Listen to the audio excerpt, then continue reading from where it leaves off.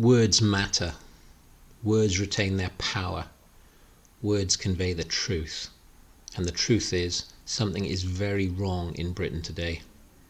The government has passed laws making it illegal to protest or demonstrate against themselves. It's hard to believe we've come to this, but the truth is undeniable.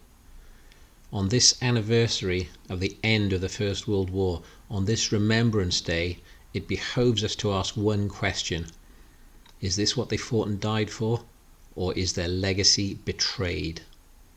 Once in this land we had the freedom to speak as we saw fit, and by extension, the freedom to think.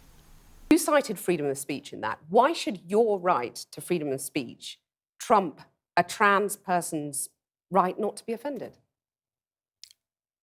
Because in order to be able to think, you have to risk being offensive.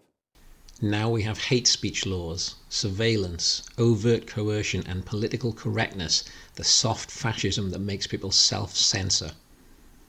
How did we get to this state, and who is responsible? Sure, the government, the civil service, MPs, and the wider media are all guilty, but there are others.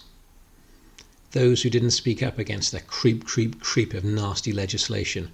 Those who self-censored when they thought someone might disapprove. Those who cheered when a fringe political figure they hated was jailed on obviously bogus charges.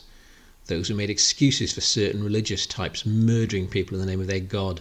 And those who made excuses for other groups being wantonly violent or criminal. They're all partly to blame. There is a wall of propaganda, and those who are publicly thrown to the mob are done so as a warning to the rest of us. Do you recall the guy at Asda who was fired for sharing a Billy Connolly video? This is designed to frighten us, and in all too many cases it has worked. The government promise you peace, which they are absolutely unable to deliver as knife crime and terrorism seem endemic in large European cities. They promise you health via lockdown, and all they demand in return is your silence and your absolute obedience.